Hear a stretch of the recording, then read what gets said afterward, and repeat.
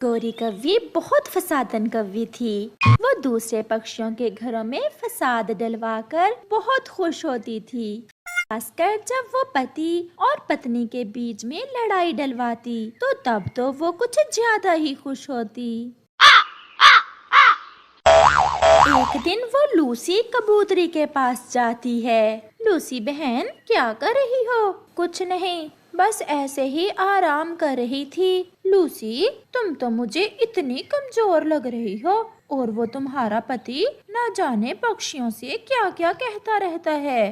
गोरी, क्या कहता है मेरा पति पक्षियों से? छोड़ो छोड़ो, अब क्या तुम्हारा दिल दुखाना। गोरी मेरी सहेली, बताओ तो क्या कहता है मेरा पति? अब तुम इतनी जिद कर रही हो तो बता देती हूँ। कल मैं आम के पेड़ के ऊपर वाले तने पर बैठी थी तो नीचे वाले तने पर तुम्हारा पति कबूतर और वो मोटी चोंच वाला चुगलखोर तोता आकर बैठ गए और वो दोनों चुगलियां करने लगे। तोता अपनी पत्नी की और कबूतर तुम्हारी। कबूतर कह रहा था कि तुम उसके हिस्से का भोजन भी खा लेती हो और वो बेचारा भूखा ही रहता है, और तुम तो खा खा कर मोटी भैंस बनती जा रही हो, और वो तुमसे डरता भी बहुत है। तुमने उसका जीना हराम कर रखा है। लूसी, मैं बस अब तुम्हें इतना ही बताऊंगी।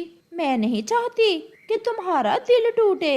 अब मैं चलती हूँ, मुझे जाकर अपने बच्चों के लिए भोजन भी तैयार करना है। और फिर गौरी खूब मिर्च मसाला लगाकर चली जाती है। शाम को कबूतर के घर से खूब लड़ाई झगड़े की आवाजें आती हैं। गौरी समेत बहुत से पक्षी कबूतर के घर के पास बैठे उनकी लड़ाई सुन रहे थे। तुम्हारी माँ मोटी होगी, तुम्हारी बहन मोटी होगी, बल्कि तुम्हारा सारा खानदान ही मोटा होगा। लूसी, अपना मुंह बंद कर लो, अब मेरी बर्दाश्त से बाहर होता जा रहा है। कहीं ऐसा ना हो कि मैं तुम्हें घर से निकाल दूं। हाँ हाँ, निकाल दो और ले आओ कोई अपनी स्मार्ट महबूबा। बाहर बैठी गौरी के मन में तो लड्डू फूट रहे थे। कबूतर और लूसी की लड़ाई को वो बहुत इंजॉय कर रही थी। अगले दिन गौरी फिर कोई योजना बना रही थी।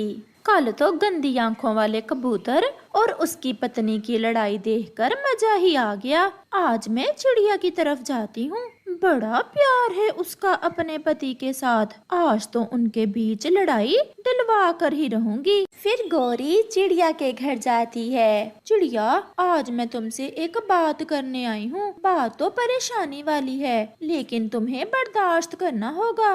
गौरी, बताओ तो। तुमने तो मेरे दिल की धड़कन ही तेज कर दी है। कल मैं अपने मैके वाले जंगल गई थी। मेरी माँ ने मुझे बताया कि तुम्हारा पति शालू हर रोज वहाँ जाता है और उस जंगल की एक चिड़िया के साथ उसका चक्कर चल रहा है, और वो दोनों थोड़े दिनों में शादी करने वाले हैं। गौरी, ये तुम क्या कह रही हो? मेरे पति ऐसे नहीं है। कभी कभी हमें जो नजर आता है वो वैसा होता नहीं है। ऐसा कहकर गौरी वहाँ से चली जाती है। ये गौरी बहुत फसादन है। ये मेरे घर में फसाद डलवाना चाहती है। मुझे पहले अपने पति को आजमाना चाहिए, फिर ही मैं उनसे बात करूंगी। फिर चिड़िया जल्दी से एक चिट्ठी लिखती है और उसे रखकर खुद कमरे में छुपकर बैठ जाती है। थोड़ी देर बाद उसका पति आता है।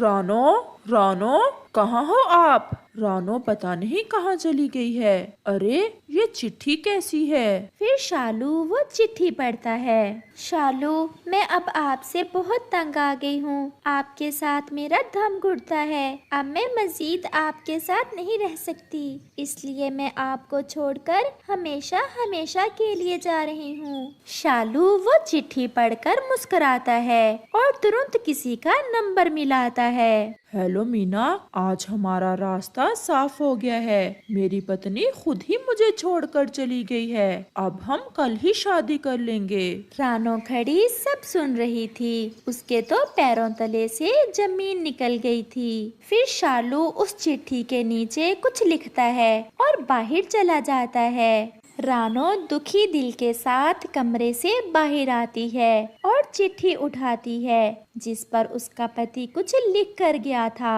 रानो, आपको तो ठीक से छुपना भी नहीं आता। मैंने आपको देख लिया है। रानो, मेरी जिंदगी की हर खुशी आपसे है। मैं आपके बिना जीने का सोच भी नहीं सकता।